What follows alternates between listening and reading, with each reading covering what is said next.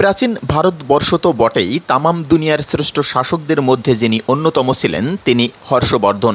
তার শাসনকাল ছিল ৬০৬ খ্রিস্টাব্দ থেকে ৬৪৭ খ্রিস্টাব্দ পর্যন্ত। সম্রাট হর্ষ তেলবাজি পছন্দ করতেন না, অধিকন্তু তাকে যেন কেউ তেল মারতে না পারেন সেজন্য সর্বোচ্চ সতর্ক থাকতেন। কিন্তু তারপরও মাঝে মধ্যে তিনি তেলবাজদের কারণে মারাত্মক বিপদে পড়তেন। সম্রাট হর্ষ সাধারণ তেলবাজদের সামাল দিতে পারতেন, কিন্তু মেধাবী রাজ আমার্তরা যখন তোষামোদী করতেন তখন সম্রাটের পক্ষে তা অনুধাবন করা অসম্ভব হয়ে পড়ত। মেধাবীরা এত নিখুঁতভাবে তেলবাজি করতেন যা সর্বনাশের পরও সম্রাট বুঝতে পারতেন না।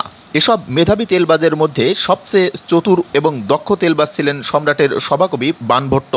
বাণভট্ট সব্যসাচী প্রকৃতির সাহিত্যিক ছিলেন এবং ব্যক্তিগত জীবনে সম্রাট হর্ষের ক্ষমতা ব্যবহার করেননি এমন কোনো কুকর্ম নেই। কিন্তু সম্রাটের সামনে গিয়ে তিনি তার কথার জাদু, বুদ্ধির পরাকাষ্ঠা, পরিশ্রম ও ন্যায়নিষ্ঠ নীতিকথার ফুলঝুরি এমনভাবে পেশ করতেন যার কারণে বাণভট্ট ছাড়া রাজদরবার সম্রাটের কাছে বিষাদময় মনে হতো। সম্রাট তাকে অন্ধের মতো ভালোবাসতেন এবং কোনো রকম বাজবিচার ছাড়াই বিশ্বাস করতেন। হর্ষবর্ধনের জামানায় কবি ও কবিতার কদর ছিল খুব বেশি। কোনো মানুষের মধ্যে কবিত্ব থাকলে লোকজন তাকে অলৌকিক সাধু পুরুষ হিসেবে গণ্য করত। বাণভট্ট সম্রাটকে খুশি করার জন্য এক অদ্ভুত কাণ্ড করে বসলেন। তার লেখা উন্নত মানের কয়েকটি কবিতা বিভিন্ন শিলাখণ্ডে লিপিবদ্ধ করে তা সম্রাটের লিখিত বলে প্রচার শুরু করলেন এবং সাম্রাজ্যের বিভিন্ন প্রশাসনিক দপ্তরে সেসব শিলাখণ্ড স্থাপন করে দিলেন।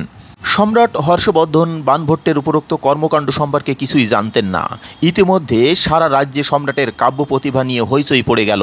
পরিস্থিতি কোনো মতে সামাল দিয়ে তিনি পুরো ঘটনা কে ঘটালো, কিভাবে ঘটল তা তদন্ত করে জানতে পারলেন যে সভাকবি বাণভট্ট এই কুকর্মটি করেছেন।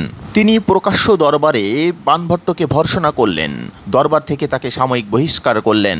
বাণভট্ট যখন অবনতি মস্তিষ্কে দরবার থেকে বের হয়ে গেলেন তখন পরিস্থিতির সভাসদদের উদ্দেশ্যে যে কথাটি উচ্চারণ করলেন তা আজও বিশ্বে ইতিহাসের মাইল ফলক হয়ে আছে। সম্রাট হর্ষবর্ধন বললেন, রাজার সবচেয়ে বড় বিপদ হলো তেলবাজ সভাসদ, কিন্তু বাস্তবতা হলো তেলবাজ ছাড়া রাজদরবার অচল এবং রাজাও বিকল।